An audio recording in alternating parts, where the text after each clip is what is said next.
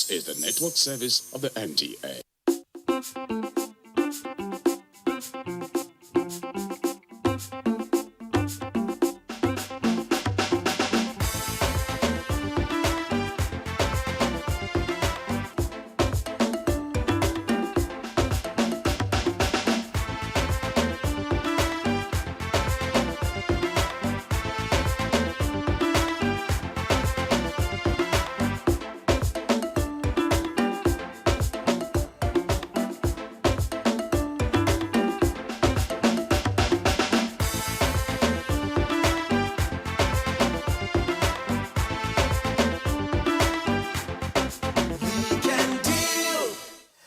Okay, these days I have made it a habit to sleep early so that I can wake up much later to do other things. Of course, it's a Ramadan for the Muslims, but I've made it a tradition to always check my phone immediately I wake up. What am I looking for? The new update, or rather the update of COVID-19 in Nigeria provided by NCDC. And it's really not a good thing that the number keep rising in the country. And of course, we started a conversation yesterday about community transmission. Today on the show, we're going to continue in that direction. We'll have some guests join us to talk further about this. Of course, the World Health Organization said Nigeria and other countries risk losing gains of lockdown. Of course, tomorrow some people will return back to work, and we are concerned about how Nigerians will engage the day tomorrow. So we have this our guest come talk to us about this, and also looking at the psychological impact of lockdown on Nigerians. Welcome to the studios of Weekend Deal, Africa's biggest deal. It's always a pleasure to have you join us on the show. My name is Suleiman Babajiao Osman. Well, thank you for staying with us. And if you just join us, this is Weekend Deal Studios. And now, like we did say earlier, yesterday we started conversation around community transmission of COVID-19 in Nigeria, because that is a huge fear now in Nigeria. But we're just going to start with this background to put us in the right perspective. And after that, we get to meet our guests. Virus pandemic continues to spread every day. Survey reveals the country is already witnessing community transmission of the virus.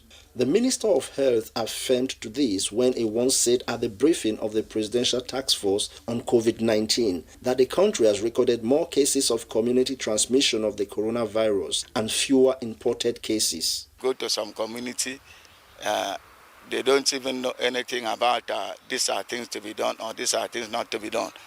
When you come to this COVID-19, there are a lot of people in the village out there that does not know what it is all about.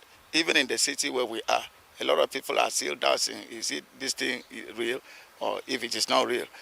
If nothing is done about it in a time like this to stop the further widespread of this deadly this virus, it is possible that it can wipe out an entire community from the surface of the earth.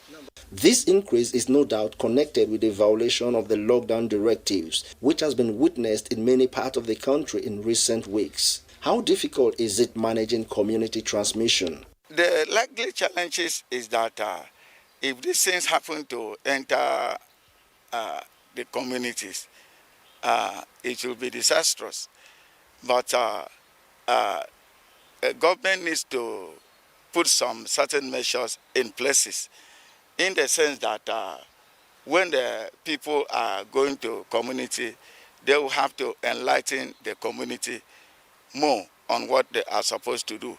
For example, now, a lot of community do not understand what is social distancing, and that because this is something that a lot of people have been practicing right from time. So for you to come and tell them not to do this, not to do that, to them it appears as if you are working against their tradition.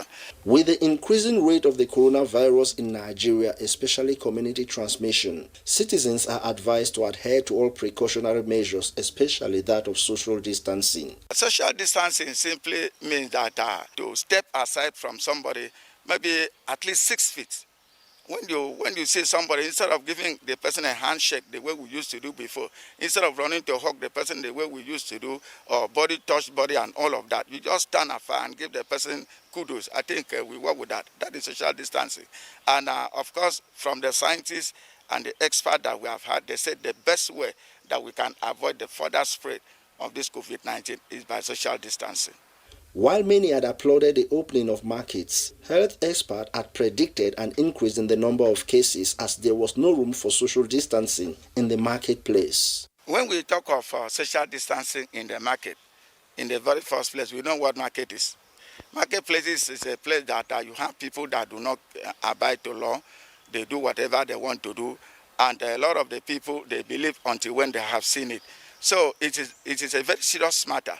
I want to believe that the government, when they are looking at the issue of opening of market, especially in a time like this, they are just trying to consider the feelings of the masses. Otherwise, I have not seen, I went to market one of these days when they opened the market. There's nothing like social distancing there.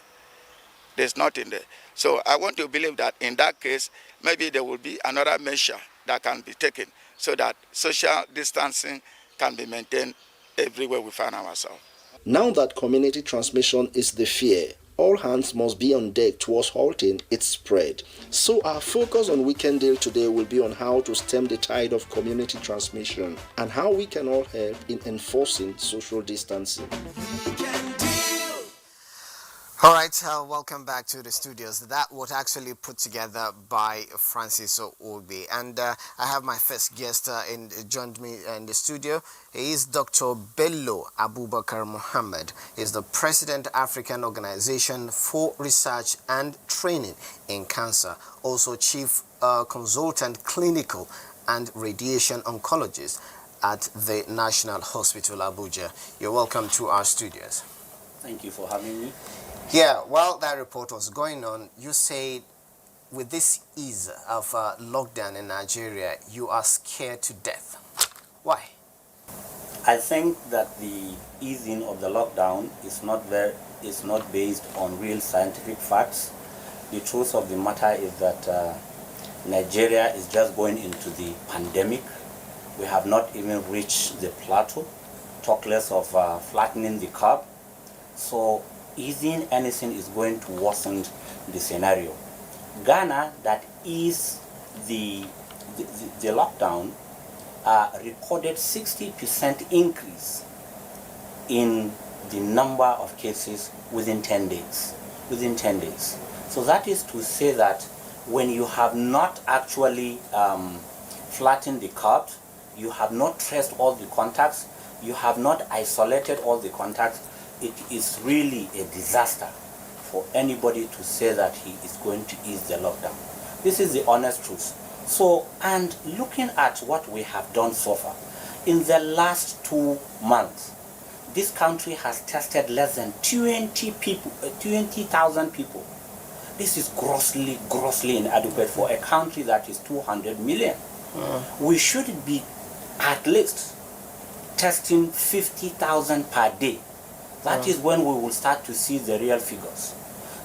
And looking at all the data that is coming out and the information we are getting from so many centers, from so many towns like Kano, we know that a lot of people are dying and they are not being recorded.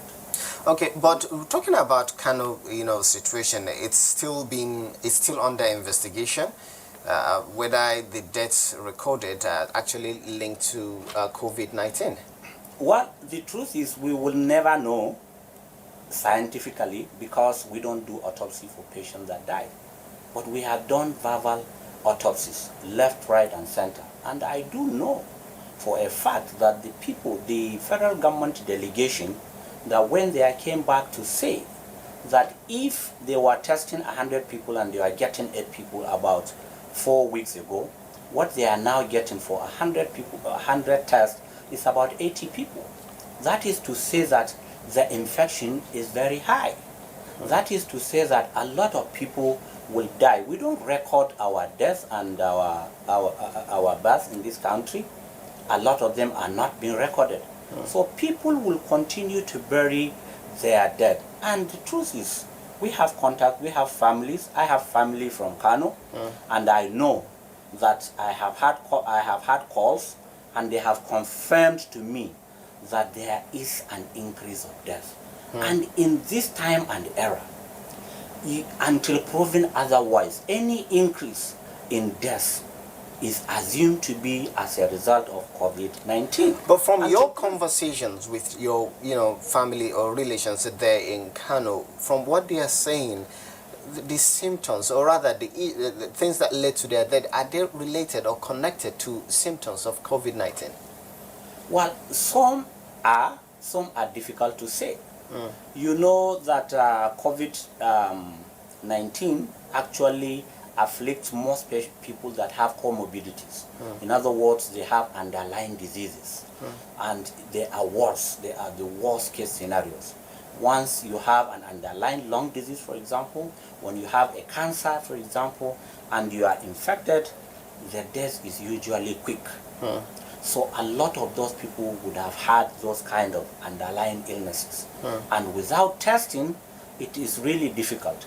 However, the contacts I have had have informed me that a lot of people, literally 7 out of 10 people, would have had some form of fever in the last 3 weeks, loss of smell and taste. And these are really suggestive of COVID infection.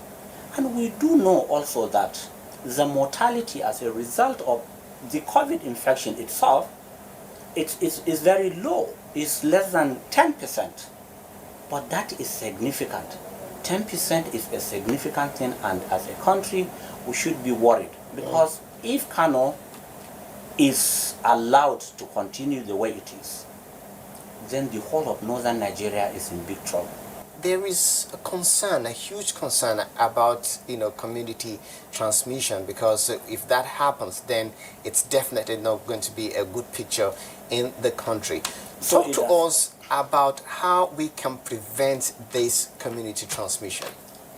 So the first thing, the lockdown should be enforced.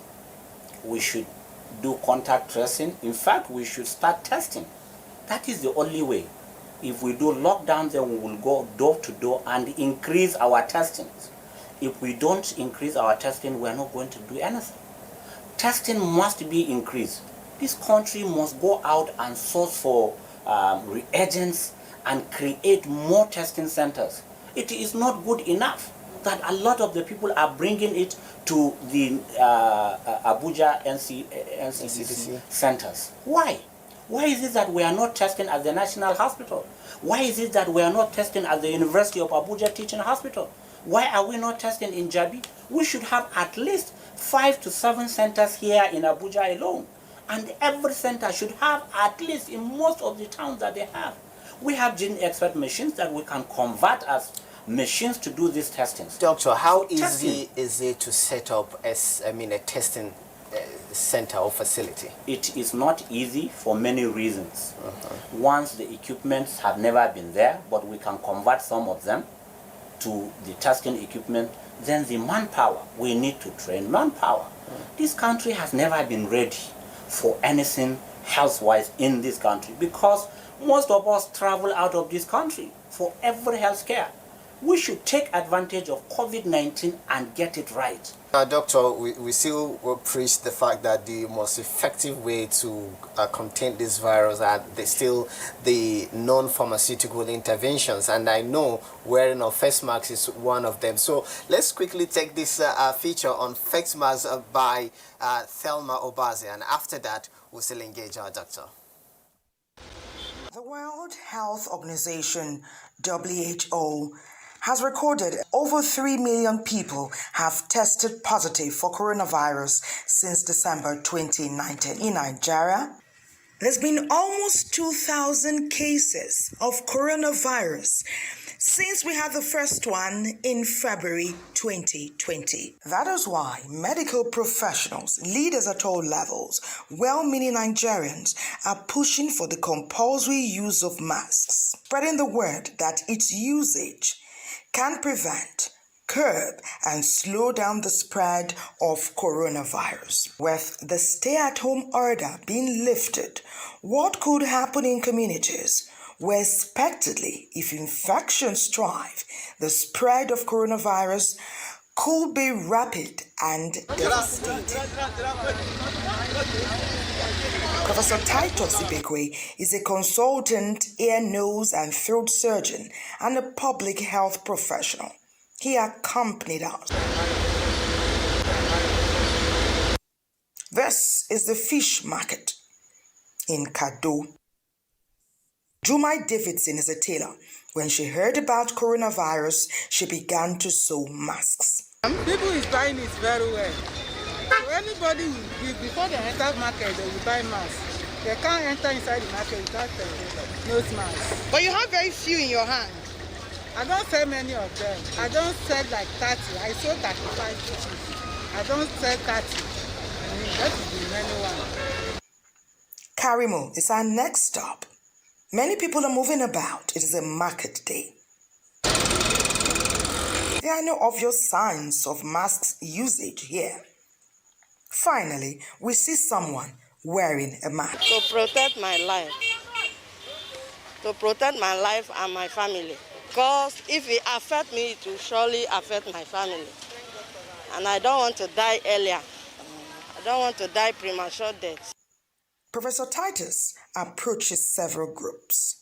Face masks that we are wearing, the importance, and they can help and prevent contracting this illness. And you don't really need to spend so much to go buying the disposable medical one. All right? All you need is pick up a clean cloth like what I'm wearing, sew your own. It becomes more advantageous if you have 2 layers of the cloth put together and sewed together. The one inside will act as filter, internal filter. The one outside will be like external filter. Once you do this, it's as good as any mask. And you do that, you protect yourself, you protect your neighbor, you protect people around you. There are no masks, many say. It is a fact that medical masks are not as easy to come by. See what is happening in Cross River, Abia, and many parts of Nigeria. Some states like Lagos and Kano have made large orders so that no one will say there are no masks to wear. Because when some members of society are vulnerable, they place others at a risk. When you wear your mask, you protect everyone that interacts with you, and when they wear their mask, they also protect you. Because droplets can come when people are talking. And it's not out with the old and in with the masks. It's doing all together. We wash our hands regularly, as frequently as possible, with the same soap and water. We maintain this physical distance. No come too close to your neighbor. Together, Nigerians, we can flatten the curve and stop coronavirus. I still have Dr. Muhammad here with me in the studio. Of course, you've sent that report, face mask, how very important it is for us to, wear it. We don't have one now because we are maintaining social distance. Absolutely. I think it is one of the critical things we need to do, especially now that we are, the lockdown is being eased. So it is important that we wear face masks. At least these are droplet infections, and we should be very careful. And it is the only way we can save ourselves at this point. Because like I was telling you, we are ill prepared for this. So if you want to protect yourself and your family as you are stepping out of your house, you must wear your face mask. I have my face mask. This is the type that I'm using outside, but when I'm in the hospital, I use the N95, which is for clinical people that are at the front line. Okay. So at least the basic face mask and even the ones that are being sewn in the, with cloth, at least will reduce to an extent. Okay. Even if it is not 100%, it will still reduce. I tell you that there were some countries in Europe that actually started introducing or making it compulsory to use face mask, and they have very low rates. So if we can institutionalize that, perhaps we will reduce the incidence, even though it is already in the community, and that is where the danger is. Now, of course, from one of the papers we took this morning, it says that the community spreading, the community spread is actually intensified because of the fact that some people still don't believe that the virus is real. Kindly talk to those category of people and Nigerians entirely as we wrap up this conversation. So we have a lot of problems in the country, like I mentioned earlier. We have poverty, abject poverty. About 100 million people live on less than $1 a day. We have ignorance, illiterates, and we also have educational illiterates for selfish reasons that don't want to understand, because those are the real culprits. Those are the educational illiterates that see it for one reason or the other, don't want to accept it. They will deny that it is not their portion. This is most unfortunate, and government must bring out stringent laws, because this is a pandemic. You cannot just isolate yourself and say, I don't believe, and you are carrying the disease and you are spreading it to the whole community. That should not be acceptable to government. And those that are not really understanding it because of their level of education should be encouraged. Each one teach one. We must be able to talk to them as an individual, collectively, talk to people around their environment. Tell them that this is real.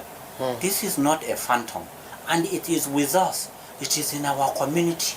You notice any symptom of your friend, of your brother, of your sister, of your child, report the matter to the right authorities so that he is isolated.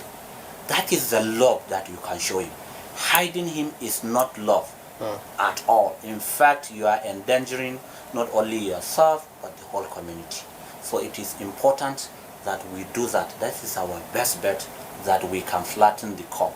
And I don't see it happening in the next few weeks.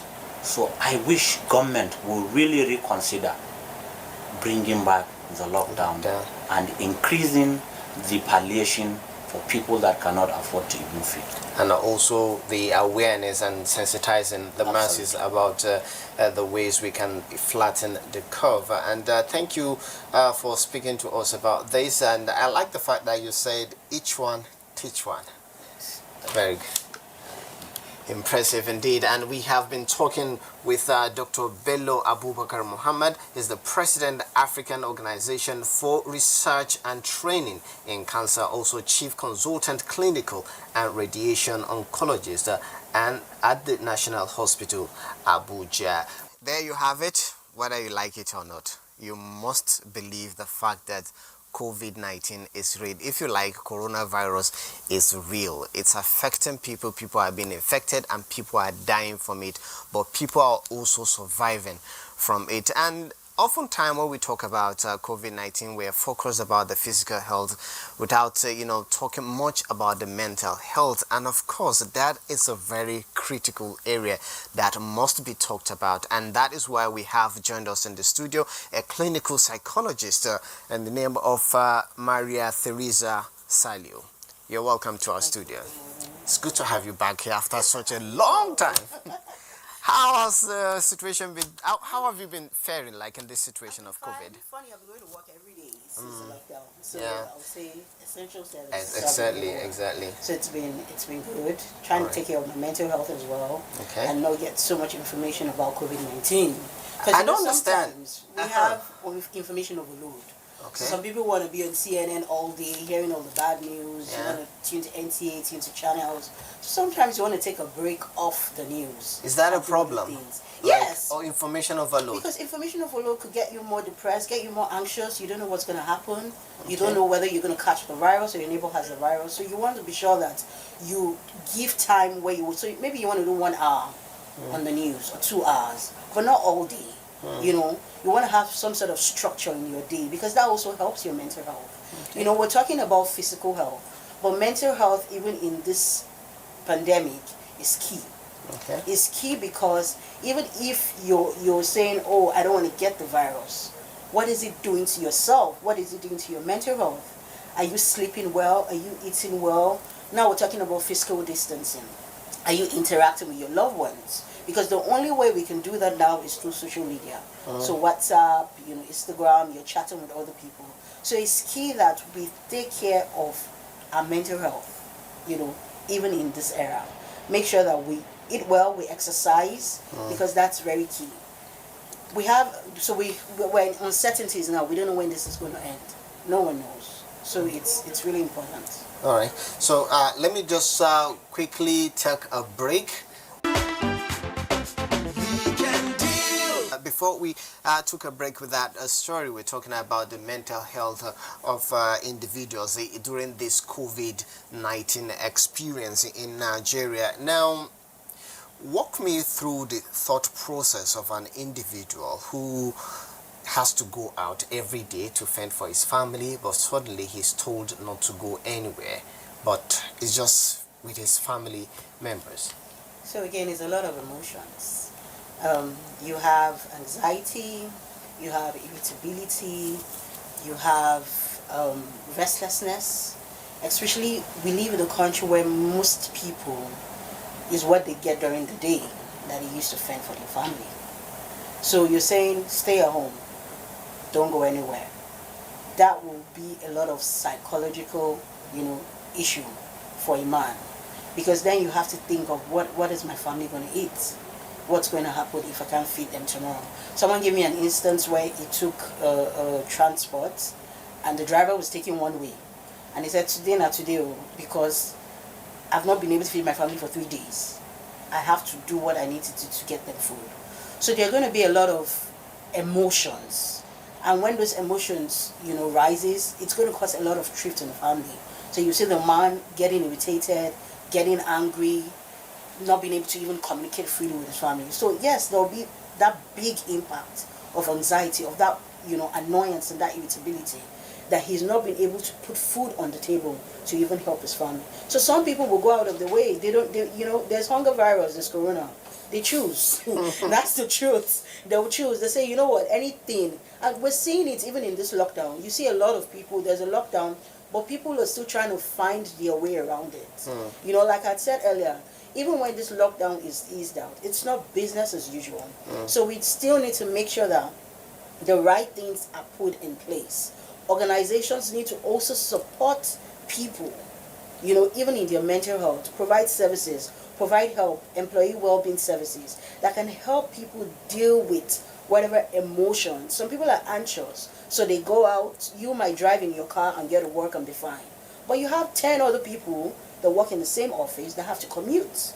They might have to be in a vehicle with 5 other people or 10 other people. How sure? So if you think you're safe, what about the people you're going to come in contact with? So it's important that everybody knows that we're all living in that fear of uncertainty, that fear of, I don't know if I'm going to contract the virus, what do I need to do?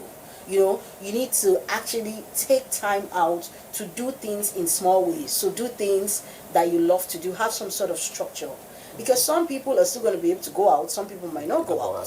What do you do, knowing that you don't even have food to eat, while some other people are going out? So it's important that we have some sort of structure, even if you're at home. Finally, as we end this conversation, of course, we know that social distancing is very important. Wearing our face masks is very important. Regular washing of our hands is very, very important. But one needs to be mentally sound to engage all of this. Quickly speak to that as we wrap up this conversation. So again, I want to say that to be mentally sound, you want to make sure that, because when we talk about mental health, ability to cope. So it doesn't mean there are no challenges, there are challenges, but your ability to cope with these challenges. So what do? Make sure that you exercise at least 3 to 5 times in the week, 30 minutes. Because one thing exercise does, it helps to boost the feel-good hormone in our system. So when you exercise, it boosts that feel-good hormone. Another thing you do is you eat well, and when I say eat well, balanced meals. You know, fruits, vegetables, boost your immune system, sleep well. at least 6 to 8 hours, every day you need to sleep well. Then you need to connect. Social connectedness is key in this area because we're talking about physical distancing. So you need to make sure you're connecting to loved ones, connecting to people. One of the things I did in this area was call most of my friends that I've not spoken to in a long time to just check up on them. I was beginning to wonder when you say connect, it doesn't mean that people should start. No, I'm not saying come together. Yeah. But you can connect through the media. Exactly. Another thing I learned was instead of chatting, you can do voice notes. So it makes it look like you're in a conversation with someone. You can also do video call and as you well. can do video call, and all this kind of thing. But make sure that you're connecting with people you love and people that love you to boost your mental health. Connecting while staying apart. Exactly. Connecting while staying apart, yes. Okay, very interesting conversation with Maria Theresa Saliu. She's a clinical psychologist. And of course, right now, we'll be going over to Ekiti to see what is really happening there as far as COVID-19 is concerned. And indeed, the global community have had their fair share of the devastating effects of coronavirus pandemic. Ekiti State is not left out as a few of the residents have fallen victims of COVID-19. Now people have been restricted. People have been told to stay safe, to stay at home. They should not open shops. So it's having adverse effect because people didn't prepare for this. It was a sudden kind of thing. However, tremendous efforts are being made in the area of sensitization against the infection and community spread of the virus. The state government is taking the bull by the horn in the management of the pandemic in Ekiti State. Ekiti State has an isolation center now that is functioning. We are treating the patients. Nobody is collecting any money from any patient that is being treated for COVID-19. We quickly set it up. The government just quickly set it up. That's a lot of money that has been expended. And to the best of my ability, what I know, I think about 50,000 homes have been given palliative measures, all the food packages that is being distributed. I know there are some cash transfer that has been done, and there are a lot of things. We are distributing face masks, the Ankara face masks, the sanitizers. Everything is being done to make it easy on the people. Government agencies such as the Ekiti State Ministry of Health, Federal Teaching Hospital, Ekiti, voluntary organizations, including the Man O' War, and the public-spirited individuals are involved in creating awareness and provision of palliatives to the vulnerable members of the society. The traditional institution in Ekiti State is also taking a giant stride in sensitization and provision of succor to the vulnerables. The chairman of the Ekiti State Council of Traditional Rulers, who is also the Alawi of Ilawe Ekiti, Oba Adebanji Ajibade Alabi, outlined the steps and efforts of the traditional rulers in providing support to mitigate the effects of the pandemic and to curb it from community spread. We have met with our various subjects in our various communities, sensitize them on the need to do the needful so that we don't fall victim of these ravaging ailments, advising people to adhere strictly to the concept of social distancing, washing of their hands, not mingling with each other. We are very glad that our people have been quite responsive to all the advice they've received from the traditional institution in Ekiti State. We have equally not limited our role to sensitizing our people alone. We have been directly involved in mitigating the effects of the pandemic by distributing palliative to our people in our various communities. Rules and guidelines from the Nigeria Center for Disease Control are adhered to in most cases in Ekiti State. Directives from the state government are also being enforced by security operatives. The lockdown of the state for more than 4 weeks is taking its toll on the residents. People can't go out, people can't do their businesses. But it's worth the sacrifice. People should, it is the end result that matters. The pandemic does not know business. It is when you are alive that you do business. So that it is better to sacrifice the business so that you are alive. That is the way I look at it. To stay safe, emphasis is placed on good personal hygiene. Ekiti people, both young and the old, men and women, are eagerly looking forward to when the pandemic will visit out and the lockdown lifted so that they can go back to their normal activities and also businesses. Now, joining me in the studio is a family physician, Dr. Nuruddin Joseph Ainde. You're welcome to our studios. Of course, we have somebody we call Ainde in Nigeria as well. All right, so ease of lockdown. The lockdown is being eased from tomorrow. What are your worries? Yeah, from the health expert point of view, we are actually worried. Just like you said, we are at the stage of community transmission. Community transmission means that transmission is ongoing in the community, and these people who have the virus have not come to contact with the initial cases that were imported from abroad, and these people have not had contact with known confirmed or suspected cases of the virus. So it's a very serious stage that requires massive and robust response. That is why it is suggested that you do massive tracking of all cases, you test all cases, and you treat all cases. So we in the medical field are actually worried in the sense that we don't want the health system to be overwhelmed. As you know, Nigeria's health system is not that robust, so we don't want it to be overwhelmed. We would have loved that palliatives should be efficiently and effectively distributed across to the poor that need them, and then the lockdown be extended for certain periods until we are sure we can scale up the testing. By the time we scale up testing, we have enough people tested, and we've got to the extent where we are not detecting many cases in the community. We can now ease the lockdown. Okay. So we don't want the hospital to be flooded with a lot of patients with COVID-19, because we also have a lot of patients that need care. But we understand that for people who are just displaying mild symptoms, they can actually be managed at home. Actually, as a healthcare practitioner, our major job is service provision. To provide service, and we see patients, assess, and then if they are suspected or confirmed cases, we isolate and manage. And then we also manage, assess and manage people with urgent non-COVID-19 related cases. We have not gotten to the extent where we would allow people to treat themselves at home, to isolate and treat themselves at home, because there are certain instances where people were told to self-isolate and they went about their normal activities and thereby spread the disease to others. We are beginning to have more cases, but maybe in the future it might happen. But before it happens, we have to create more awareness, more education, more counseling. We have to do massive population education. People have to take personal responsibility of their health. People have to imbibe the culture of discipline. When they are told about the containment measures and the use of face masks, people have to abide by it. Okay, I know that some people might be asymptomatic to the virus, and then for how long will they keep, passing this virus? How long can they infect others that are around them?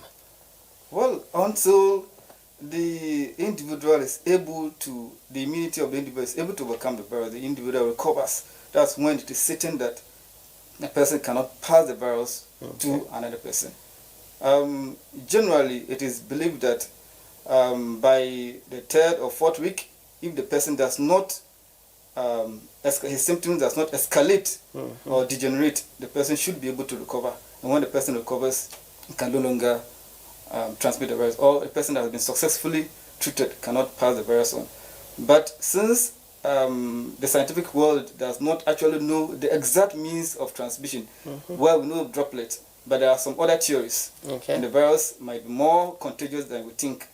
So the symptoms can start as mild as a change in taste or change in smell, and a lot of people will see this as normal. And these people will continue to transmit the virus without knowing it. So that is the danger. You talked about different theories. Now somebody is asking, and I don't know, maybe the person is actually inspired by another theory. It says it's actually a question that good morning, if the sweat of the infected person touches you, would you contract the virus? Well, we know coronavirus, SARS-CoV-2, the name exactly, is a respiratory virus. So the primary mode of transmission actually through respiratory droplets. So up to now, When we at hospital are caring for patients, we take all precautions to guard against contact with the patient. It has not been found to be transmitted through sweat. I know in Nigeria, some of us, assume that expat role, and we don't even have any experience in how, medicine works. But, and I know that the vaccine is still being developed and there's no known cure for COVID-19 yet. But some will tell you that they mix the solution to cure themselves of the COVID-19. Talk to us about it. Well, the ability to survive the infection of COVID-19 or to prevent being infected, or to protect yourself and to survive it actually depends a lot more on your immune system. And there are certain things that you can do to boost your immune system. We try and emphasize the fact that when you are physically fit, you'll be immune. And there are certain things you can do, like the previous speakers talked about. We want people to eat well. Rather than taking concoctions, taking herbs, taking a lot of things that have not been tested, have not been proven to be useful, eat your fruits. There are so many fruits and vegetables that are available that you can be eaten. Drink a lot of water, exercise, sleep well, put your body in the best frame possible, and then stay healthy and abide by the government directive on social distancing, hand hygiene, and use of face masks. These are things that can protect. The medical field has not brought a drug to say that is unequivocally useful, or we can see it's a magic bullet, a therapeutic agent to cure the virus. We are still investigating so many drugs, so nobody can suggest, or in fact it's unethical for somebody to suggest that this drug can be used. A lot of people are trying several things, so people have to be very careful. I know some people are missing concussion to do that. But thank you very much, Dr. Nuruddin Joseph Ahinde, for speaking to us on this, critical moment of our lives, talking about COVID-19. What you've said now has been very helpful for myself and our viewers as well. And I know in Mina we have like 3 cases so far. So let's just go there to see how social distancing is working. How people are complying there.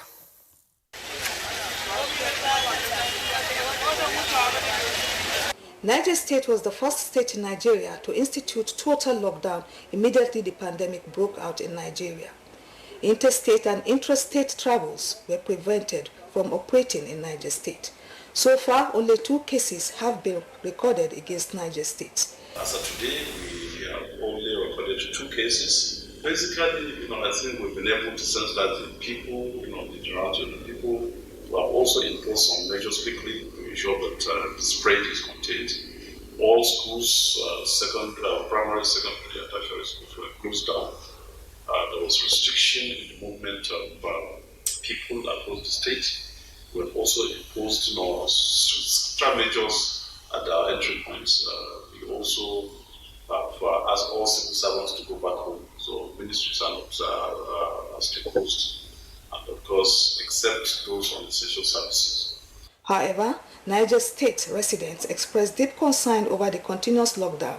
They lament over the level of poverty and increase in price of commodities and the general well-being of the people and economy of the state. The restriction of movement, at least for some people that want to go and visit other people, as a result of this lockdown, you cannot be able to do that. People are suffering now. You can buy something now and it cannot last you for a week at home. What will you cook for your children at home to eat? Please, government, let them allow them to sell food for us. Seriously, the coronavirus affected my business so much, is totally down. 2, we are suffering in hunger. As it is today, kiosk owners, supermarkets, food vendors, water vendors, petty traders are allowed to operate even on lockdown days. Nigerians have come to the realization that the pandemic COVID-19 is real, and the only way to prevent it is to use face masks, observe social distancing, wash hands, and stay at home. Most of the residents have adhered to using mask but not social distancing. Which there is preventing yourself, like using a face mask as I'm using, because if someone sneezes, you will not be infected, and those that are infected will not transmit it to others. Secondly, by regularly using alcohol-based hand sanitizer, and as you can see, we have a locally made hand wash. This is the research office of Niger State Government. This is a locally handmade. Experts have been warning us not to have a direct contact with the metal, not to use our hand in case somebody has used it before. So this one you're just going to tap your leg like this when you have the water, and when you tap the second one, you have the sanitizer will put out. After washing your hands carefully and gradually, then you back the other one. It's going to dispense the water. These are going to rinse your hands. So these are part of the measures that you can use in protecting yourself from the COVID-19. Is reducing, the spread of that within their community and their staff.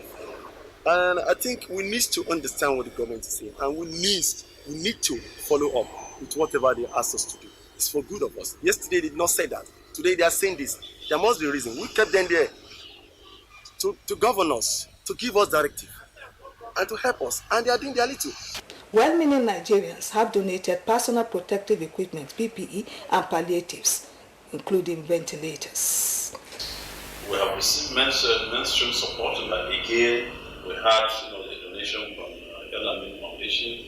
They also gave us some PPEs, or what they call personal protective equipment, sanitizers. They actually donated even a pouch where we have converted into an isolation center. We have Kerry Ahmed family, they've also contributed sanitizers, Dr. Adebanji, many of them. And of course, some have also contributed food items, because again, because of the lockdown, we know that palliatives have to be distributed. We have the major contributor or donors in this regard Antata and Sao, Flour Mills of Nigeria, Ibadan, the distribution company, the Hair Consortium is the ones who are constructing secure hydroelectric dam, and some cash donations also came. Nigerians united we stand, but divided we fall. Collectively we fought and won all history of pandemic in this great nation. Together, we shall defeat COVID-19.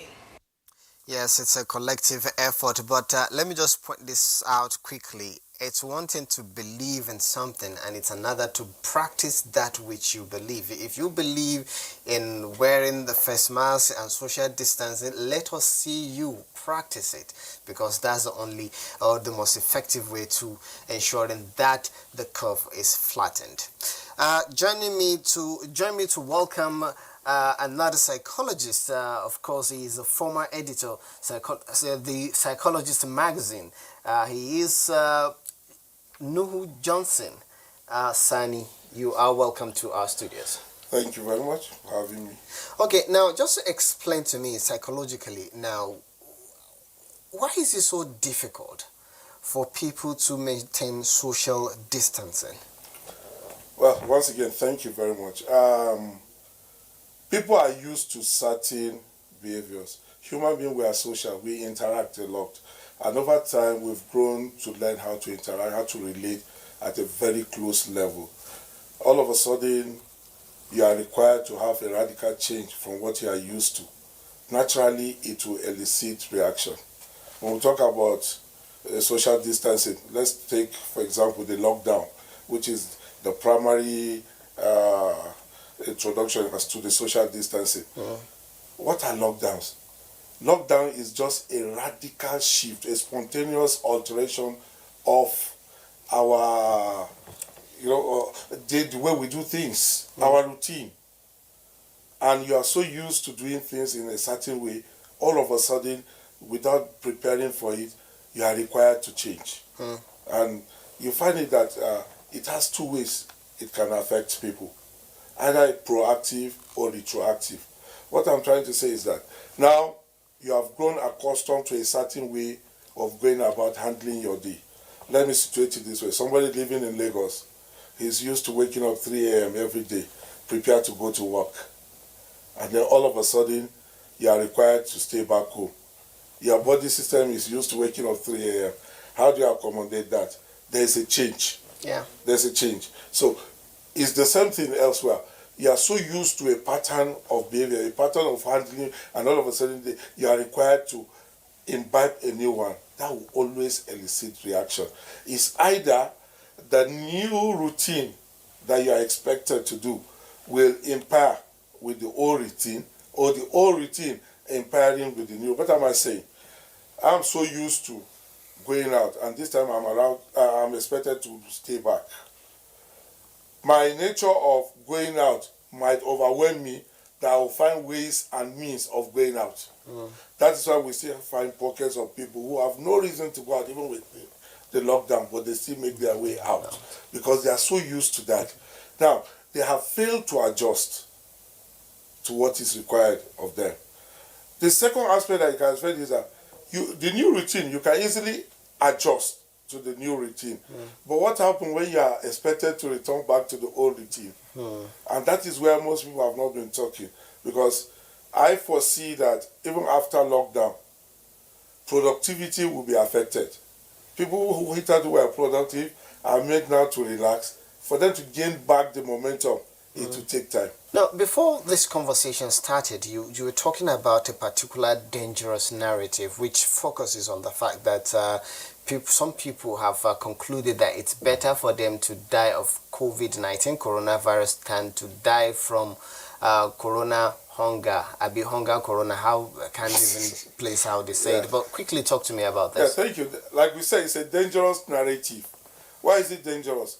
It's a motivation. It serves as a reinforcement for people to refuse to comply with the social distancing order. When you begin to justify why you need to disobey. Now, the ideal now is for everybody to get back home, stay with your family, avoid close the meeting with people. Maybe you create the 2 meters expected of you. Some people felt this lockdown has taken them away, maybe from their source of income. Some people are beginning to feel there's hunger in the land. But given the society we live, if we want to look at it from a realistic perspective, I don't think you still find people who will sleep a day without having a meal. Because we have grown up to be a society of our brother's keeper. Even within the urban, we look out for one another. If you allow that dangerous narrative, all the gains of the lockdown will be destroyed. Because people have found justification to now go out. And then what the lockdown from the first place wanted to gain will no longer be there. Because all we are trying to say is that let us try to avoid contact as much as possible until we are able to have control over the corona. Now, by the time you have reason to go out, instead of having control, the spread will keep increasing. So we need to address that. We need to keep talking to people. Hunger will not just kill you. I know that even biologically, you can stay 21 days without food. As long as there's water, you don't die. You might only be weak. Some will say you are simplifying the scenario. Well, it might look simplistic, sir, but the effect of one person carrying the coronavirus, just one person, is a clear and present danger that can affect 1 million people. So why don't we try to reduce the number of people that are exposed to this virus? And that is the basis for the lockdown. Okay. Thank you very much. Nuhu Johnson Sani, a psychologist. It's been a pleasure chatting with you. Thank you very much. Yes, the drum is sounded and we almost respond by staying safe. And when you talk about drums, one thing comes to mind, the traditional institutions. So I know they are, playing or contributing their own quota to ensuring that the curve is flattened when it comes to the spread of the virus in Nigeria. They are closer to the people, of course. So let's take this feature on the role of traditional rulers.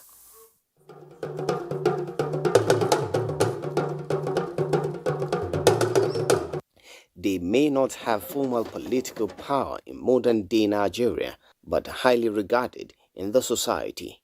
Leaders of traditional institutions in Nigeria, they are the custodians of culture and tradition, with considerable influence and respect of their people.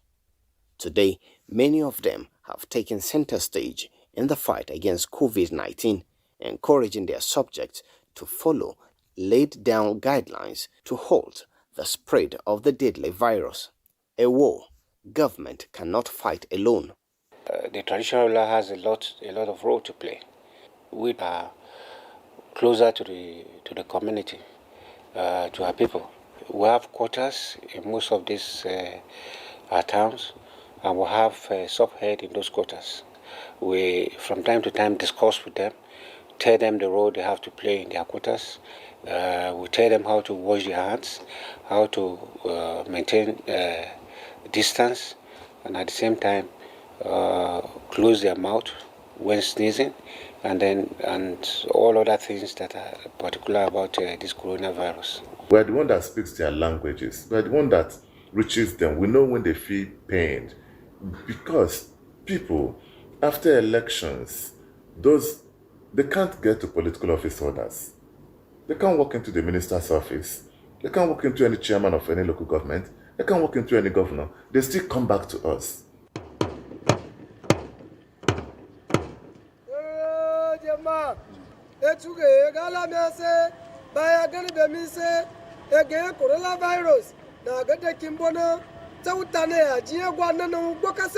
A town crier informing the people of Age local government of Niger State about the need to take personal hygiene serious, maintain social distancing, and obey the government stay-at-home order. We've gone to the extent of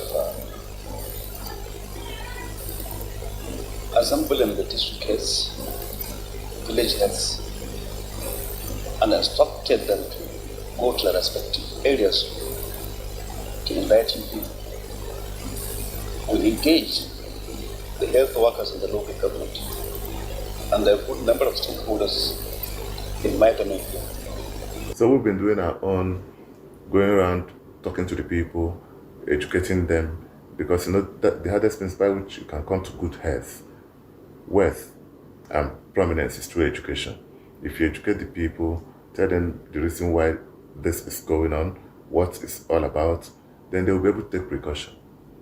If you don't do that, the people wallow in ignorance, and the pandemic will consume every one of us. I would rather advise the government to key in traditional rulers on this issue, because they are closer to their people, and they know people that are concerned. They know the less privileged on this issue of palliatives. We've given out over 100 bags of rice in Abuja here, from this small place where we are. Today we're taking delivery of about 250 bags of rice again, and we're taking delivery of jam and some drugs. The COVID-19 committee set up by the state government, they brought a number of food items here to the palace, and they asked me to go and bless it so that they start sharing it to people, and it worked. Considering the situation at hand, the Emir of Age celebrated his 6th anniversary on the throne without the usual gathering of his subjects and well-wishers. He said a leader must lead by example. He, like many traditional rulers in Nigeria, encouraged the federal, state and local governments to continue to engage the traditional institutions in their effort to flatten the curve of COVID-19 in the country. This is not the time for us to compare that I'm from one party or the other. This is time for us to be able to come together and fight a common enemy, which is the coronavirus. We survived the Nigerian Biafran war, the civil war. We'll still survive this. This is like a plague. It is pestilence. It's a time for us to rediscover God. It's a time for us to love one another again. It's a time for us to come round the table and make a brainwave calculation, so that this does not wipe away the society. Traditional rulers have been ever present in the socio-political development of Nigeria, and their role in these trying times is critical to winning the war against coronavirus. Together, we can flatten the curve. We can stop this virus in Nigeria and indeed the world over. Bye for now. See you next weekend.